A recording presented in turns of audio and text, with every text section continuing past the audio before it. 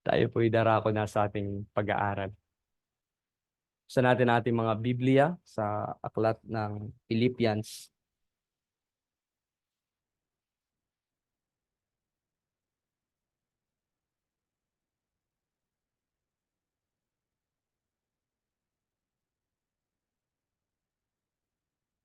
Favorite ko ang hymns eh. Kaso mas napaibig na ako sa Psalter. Kaya siguro nalimutan ko na yung tune niya. Ayun, stand up for Jesus. Yun yung tune nung Psalter 171.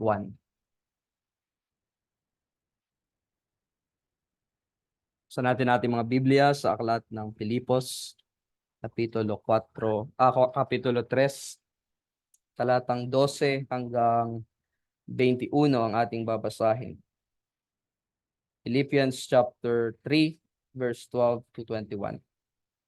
Hindi sa ito'y aking nakamit na, o ako'y sakdal na, kundi nagpapatuloy ako upang iyon ay aking maabot. Kung paanong ako ay inabot din ni Kristo Jesus. Mga kapatid, hindi ko pa inaaring naabot ko na. Ngunit isang bagay ang ginagawa ko. Nililimot ko ang mga bagay na nasa likuran at tinutungo ang mga bagay na hinaharap. Nagpapatuloy ako tungo sa mithiin para sa gantimpala ng dakilang pagtawag ng Diyos kay Kristo Jesus. Kaya nga, tayong nasa hustong gulang ay magkaroon ng parehong kaisipan. At kung iba ang inyong iniisip tungkol sa anumang bagay, ito rin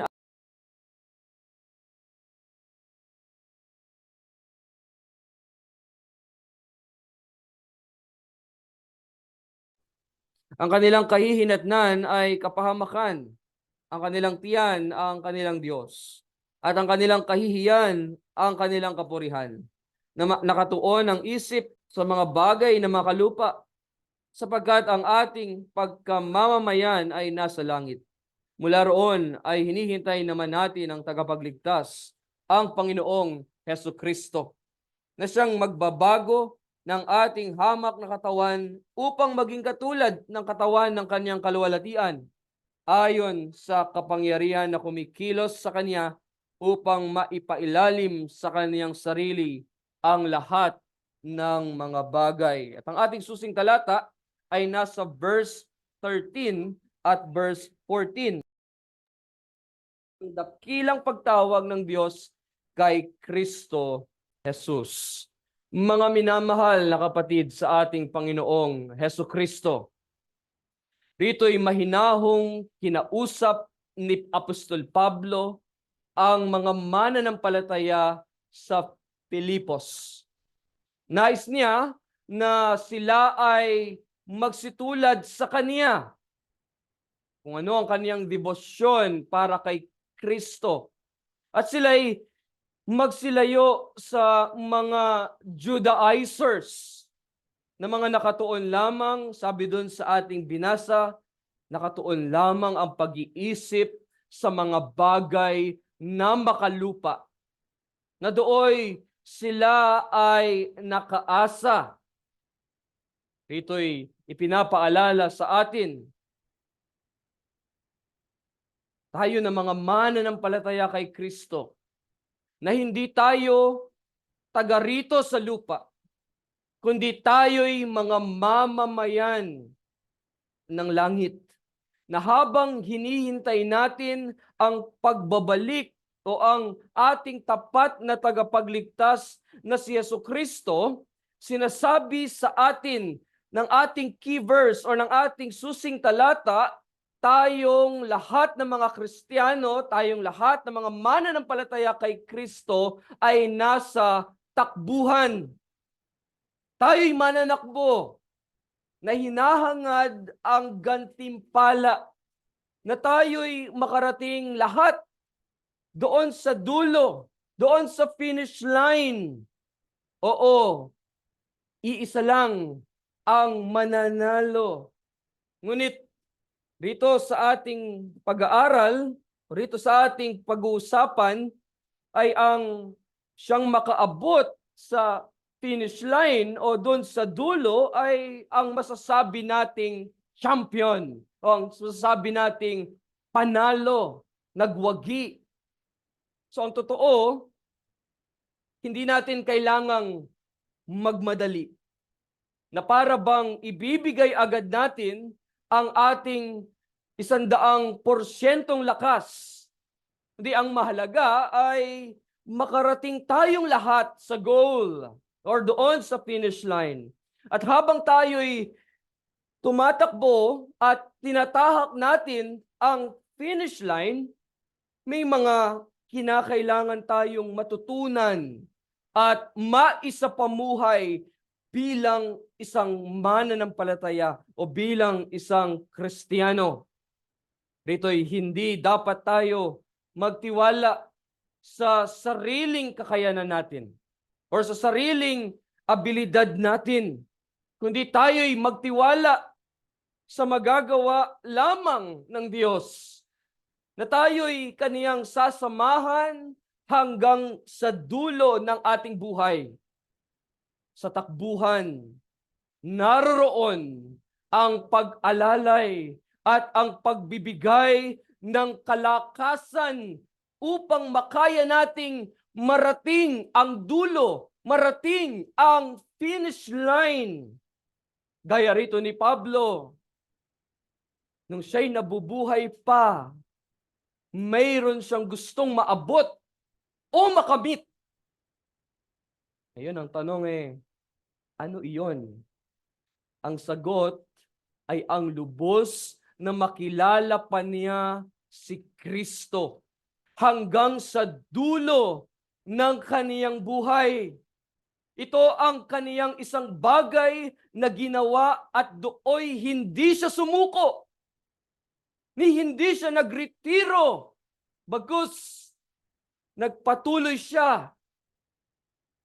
Sa katunayan na nakamit na niya rito ang kaligtasan kay Kristo sa biyaya ng Diyos. At nawa sa tulong ng banal na Espiritu ng Diyos, maunawaan natin ang katotohanang dito tayo tinawag ng ating dakilang Diyos kay Kristo Jesus. Dito tayo tinawag ng Diyos bilang mananampalataya na pinagkalooban ng pananampalatayang nagliligtas o ng pananampalatayang totoo. Kaya sa paksang dakilang pagtawag ng Diyos kay Kristo Jesus, ating bibigyang diin ang 2 punto. Ang una, limutin ang mga bagay na nakaraan. Past is past.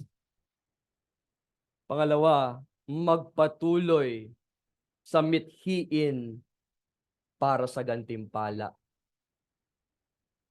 Ito yung huwag ka nang lilingon ulit sa likod. Mag-focus ka na dun sa goal.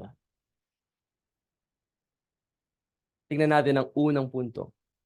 Limutin ang mga bagay na nakaraan. Sabi ni Pablo sa Philippians chapter 4, verses 11 to 12, at I believe ito ay nare-recall pa natin, ano siyang pinag-aralan natin nung nakaraan. So kung inyong natatandaan, sa Heidelberg Catechism Lord's Day 44, sabi ron, sabi sa Philippians 4, 11 to 12, hindi sa nagsasalita ako dala ng pangangailangan, sapagkat aking natutuhan ang masiyahan sa anumang kalagayang aking kinaroroonan, marunong akong magpakababa at marunong din akong magpakasagana. Sa bawat bagay at sa lahat ng bagay ay natutuhan ko ang lihim sa kabusugan at maging sa kagutuman at maging sa kasaganaan at maging sa kasalatan, aking natutuhan ang masiyahan sa anumang kalagayang aking kinaroroonan. O sa madaling salita, ang sinasabi rito ni Pablo, natutuhan niyang makontento. Ngunit rito sa ating key text, Huwag nating isiping contradict. Sinasabi niya, hindi siya kontento sa mga naabot niya o nakamit niya sa kaniyang ministry o sa kanyang buhay espiritual. Sabi niya, mga kapatid, hindi ko pa inaaring naabot ko na. Rito siya'y kagaya natin. Na kumbaga, malayong-malayo pa tayo sa kasakdalan. Malayong-malayo pa tayo doon sa pinakadulo, doon sa finish line. Tapos anong ginawa niya? Sabi ng ating text, ngunit isang bagay ang ginagawa ko. Meron lamang siyang iisang layunin. Meron lamang siyang iisang goal o isang ambisyon. Alam niyo kung ano yon?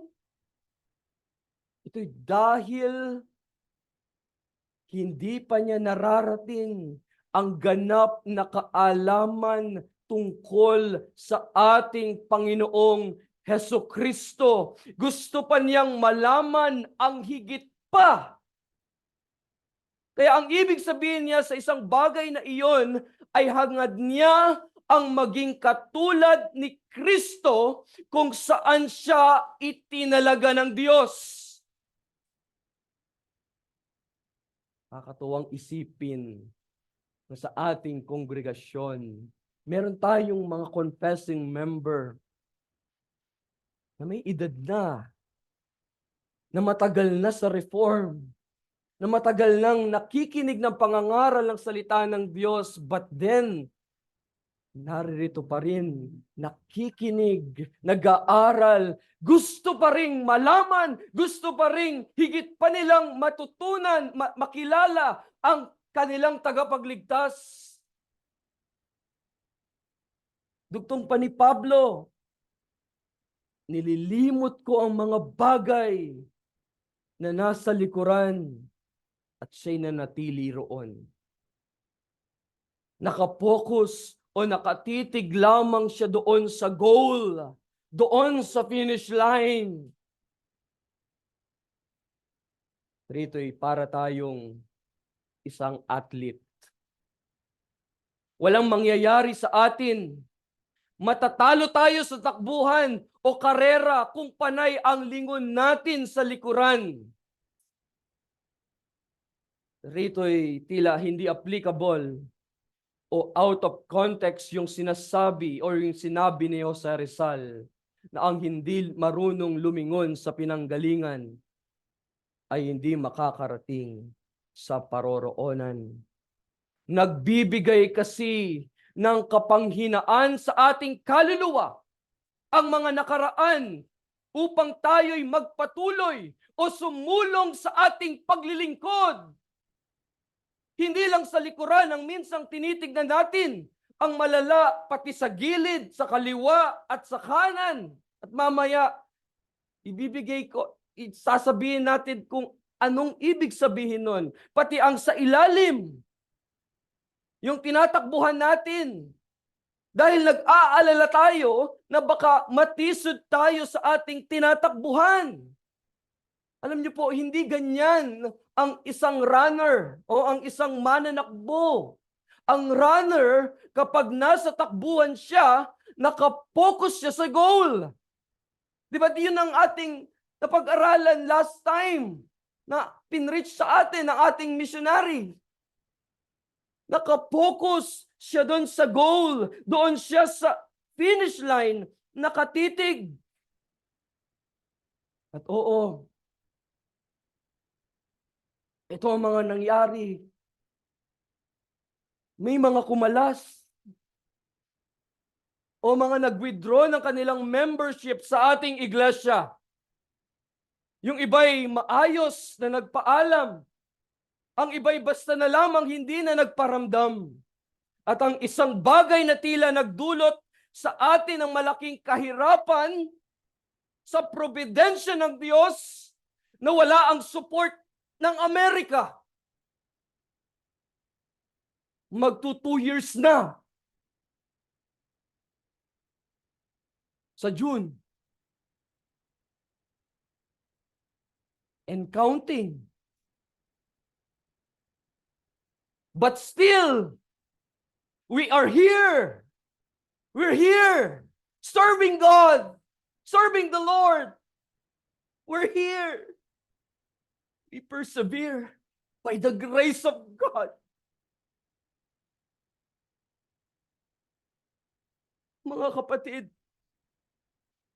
doon sa mga nangyari o nakaraan tayo magpo-focus. Kung sa mga kabiguan natin sa ministry, tayo palagi nakatingin. Kung sa ating mga pagkakamali na nagawa nitong nakaraan, hindi tayo uusad. Hindi tayo uunlad sa kung anong mayroon tayo ngayon sa ministry. Mga kapatid, heto na tayo ngayon. Heto ang mga ipinagkaloob sa atin ng Panginoon. Sa probidensya ng Diyos, tuloy ang gawain. Tuloy ang ating paglilingkod. Tuloy ang pag-aaral, ang pagkilala natin sa ating Panginoong Jesucristo. Gaya ni Pablo, sabi niya, at tinutungo ko o tinutungo ang mga bagay na hinaharap. Ang ministry na mayroon tayo ngayon sa Bulacan ay 2 worship services na kung saan tayo'y nakapagpapasalamat sa Panginoon sa pamamagitan ng pag-awit ng mga papuri mula sa salita ng Diyos. At sama-sama tayong nananalangin ng taimtim. At dahil nais nating masuportahan ang gawain sa pagsulong ng Ebanghelyo ng Diyos, matapat nating ibinibigay ang ating mga kaloob at handog.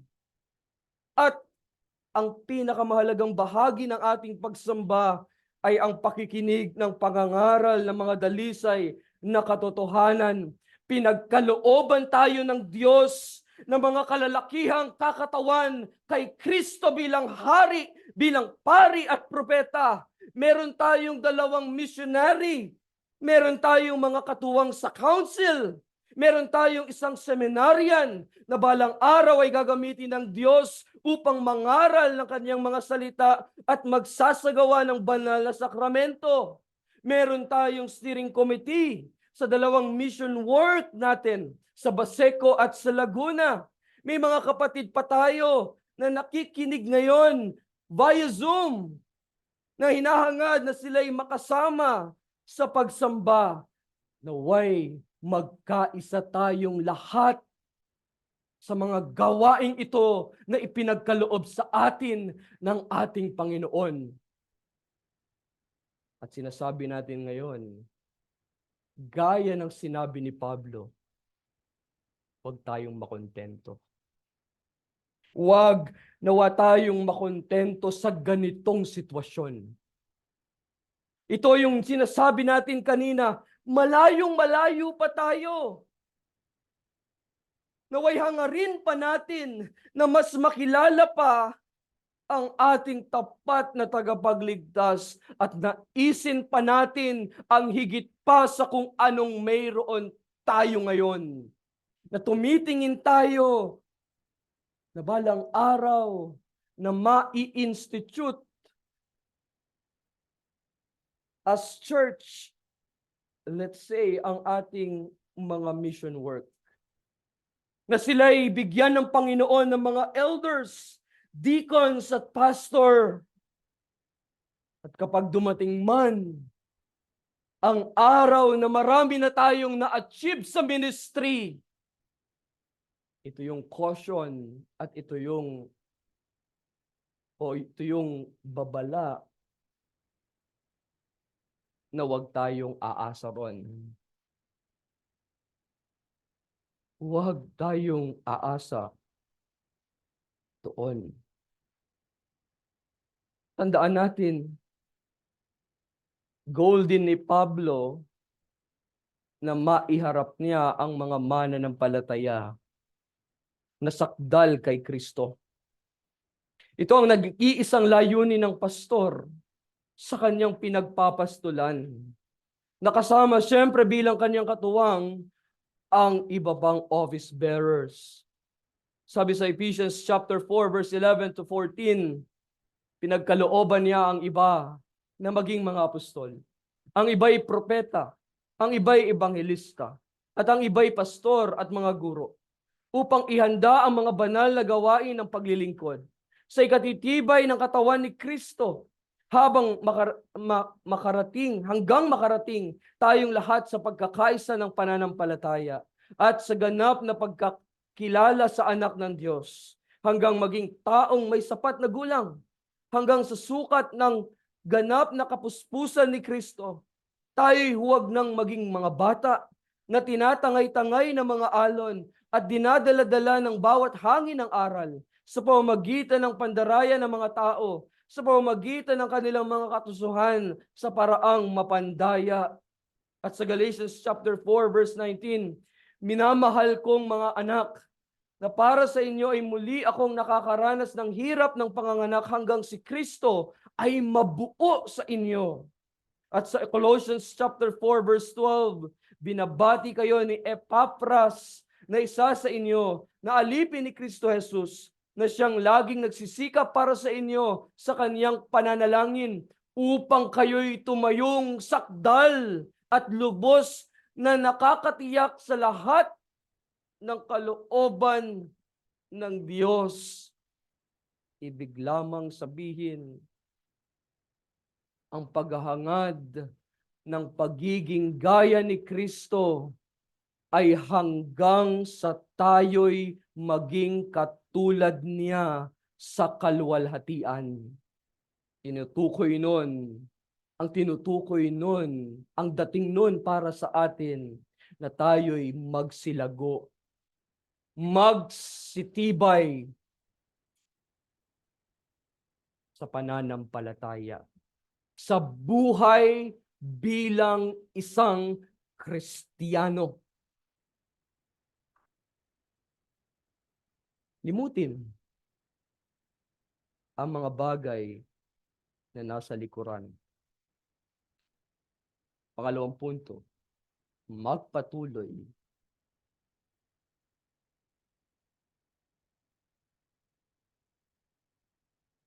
Hindi mo nga tinignan yung likuran.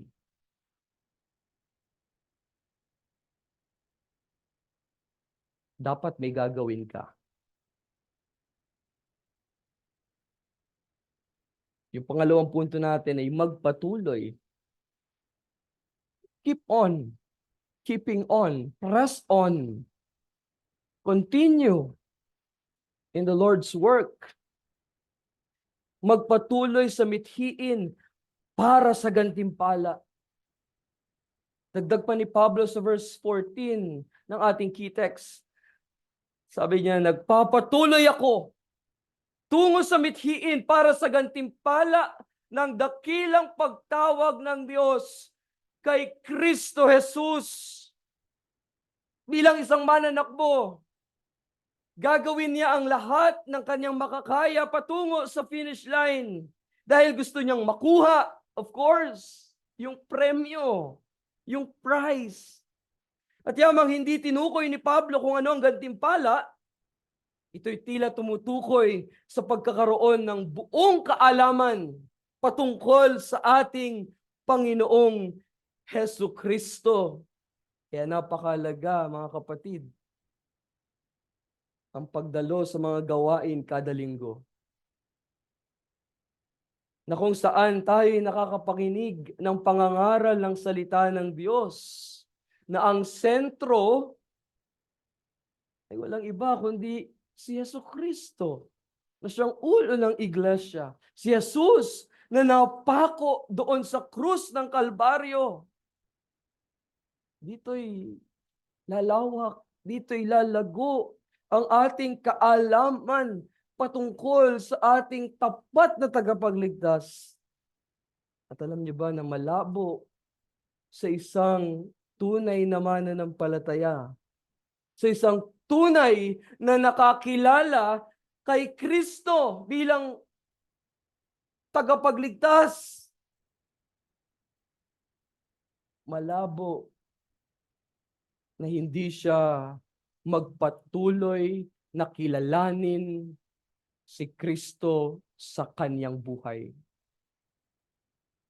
So ang tunay na nakakilala kay Kristo ay patuloy niyang kikilalanin ang kanyang tagapagligtas hanggang dulo ng kanyang buhay. Sabi ng John 17 verse 3, at ito ang buhay na walang hanggan, na ikaw ay makilala nila na iisang Diyos na tunay at si Jesucristo na iyong sinugo. Napakahalaga, mga kapatid, ng pagdalo. At isa pa, yung napakahalaga rin ng ating pagbabasa o pag-aaral ng salita ng Diyos, na araw-araw, gabi-gabi ay ating nilayan o pinagbubulay-bulayan ang kaniyang mga salita, at malabo sa isang tunay na Kristiyano ang mawalay sa kaniyang salita. Ituring natin na ang salita ng Diyos, kapag hindi natin ito binasa, manlalata, manghihina. Hindi tayo mabubuhay kung wala ang salita ng Diyos.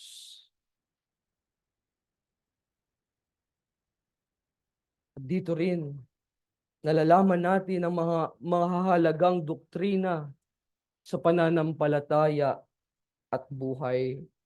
At sa ating pamumuhay, saan man tayo mapadpad, sa ating trabaho man, sa eskwelahan man, sa ating mga mag-aaral, malabong hindi makikita si Kristo sa paraan ng ating pagkilos, sa paraan ng ating pananamit, sa paraan ng ating pananalita. Kaya ang tanong, ano ang iyong patotoo? Tayo na mga nasa sanlibutang ito, na napapaligiran ng maraming tao.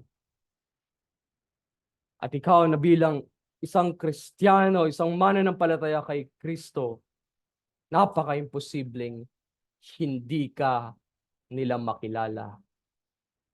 Malalaman nilang ikay tagasunod ni Kristo.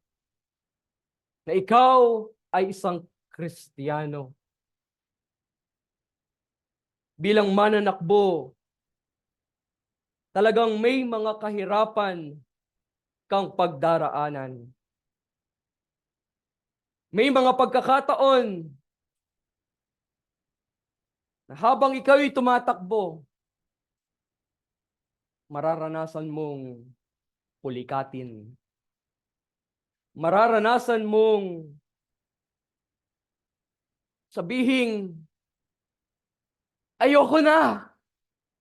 Pagod na ako. Tigil na. Tatabi ka na lang. Tila wala nang gagawin. Iisipin mo na lamang umayaw o sumuko sa takbuhan. Kapatid, sa racetrack o sa takbuhan, may mga kasama kang tumatakbo rin. At mayroong mga tao, maraming tao, na nakatingin sa inyo, na nakapaligid sa inyo. Kapatid, huwag tayong tumingin sa likuran. Huwag tayong tumingin sa ating kaliwa. Huwag tayong tumingin sa kanan, sa ilalim o saan man.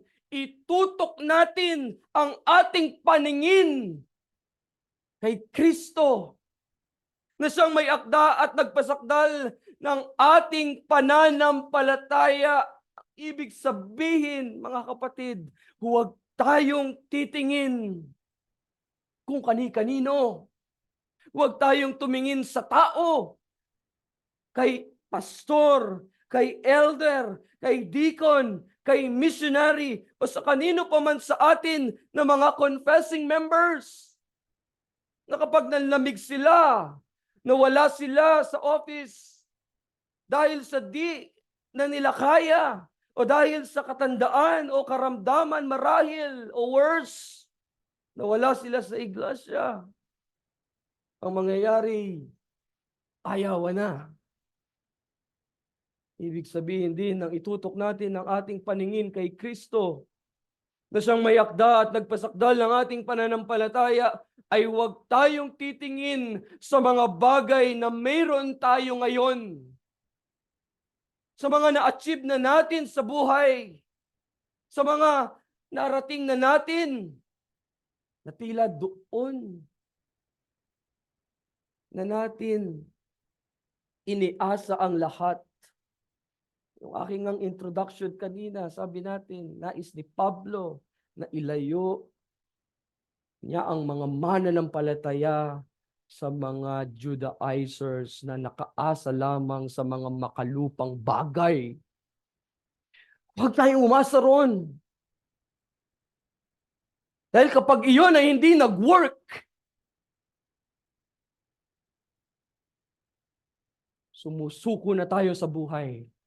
Hindi na tayo nagpapatuloy. Ayaw na natin. Nalalamig na tayo. Hindi na tayo dadalo sa church. Itigil na natin ang ating tungkulin.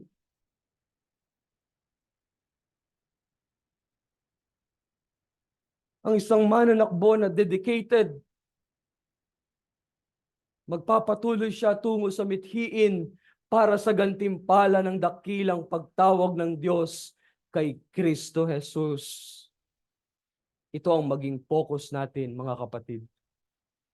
Magkaroon tayo ng iisang layunin, na lubos na makilala pa si Kristo sa ating buhay hanggang kamatayan.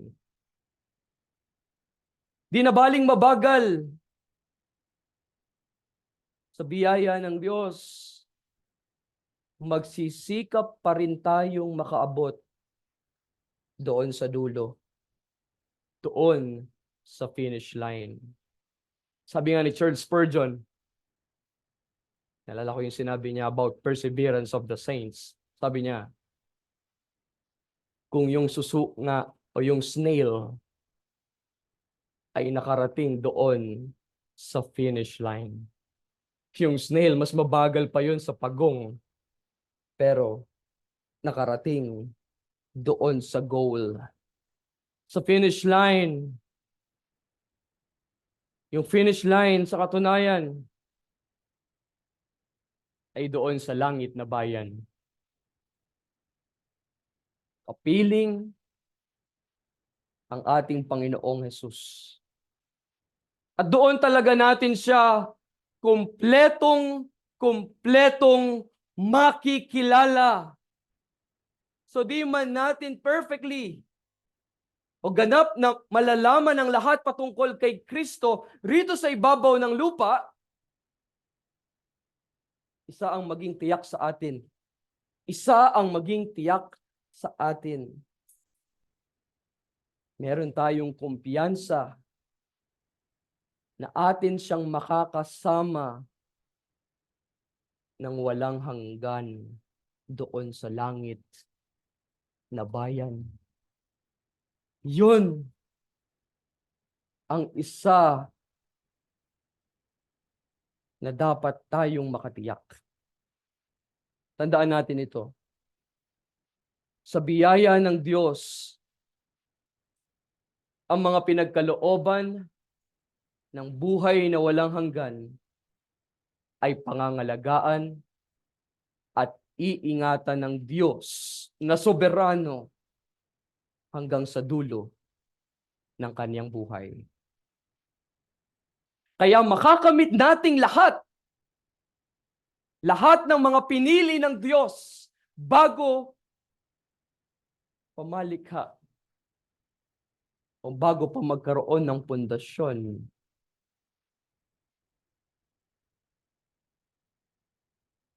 Ang mundo, makakamit ng lahat ng mga anak ng Diyos ang gantimpala.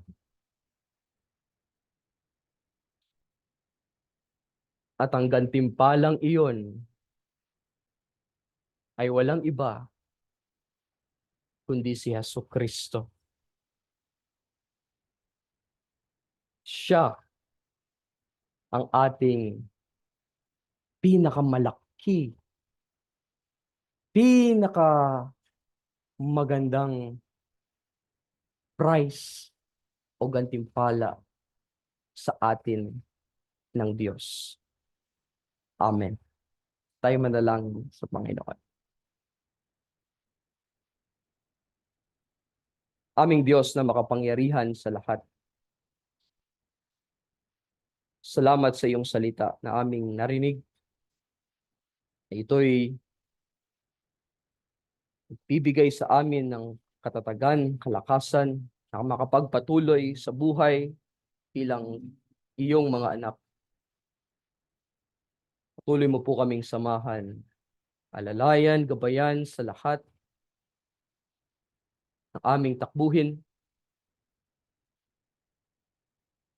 na kami umaasa at nagtitiwala, na kami hindi mo pababayaan, na kayo ang magbibigay sa amin ng kalakasan hanggang dulo ng aming buhay, na kami ay tumuon lamang sa aming Panginoong Jesucristo. Hindi kami babaling sa kaliwa, sa kanan, sa likuran, sa ilalim ng aming tinatakbuhan o ng aming tinatahak, kundi focus kami sa goal. Ito'y hanggang sa makapiling namin ang aming tagapagligtas, ang aming Panginoong Jesucristo. Siya namang aming pinakaasam na makita pagdating namin doon sa langit. Dahil sa kanyang mga ginawa para sa amin. Kami na hindi karapat-dapat sa buhay na walang hanggang ito, ay binigay mo ang iyong kaisa-isang anak upang kami mabuhay at makapiling mo. At doon sa langit, kami walang hanggang magpupuri at luluwalhatiin ang iyong pangalan. O Diyos, pagyamanin mo ang mga salita na aming napakinggan ngayong araw na ito sa aming mga puso. Naway ito'y magbunga ng higit pang pagpapasalamat namin sa iyo sa mga dakilang gawa mo ng kabutihan sa amin. Ito ang aming panalangin sa pangalan ni Jesus. Amen.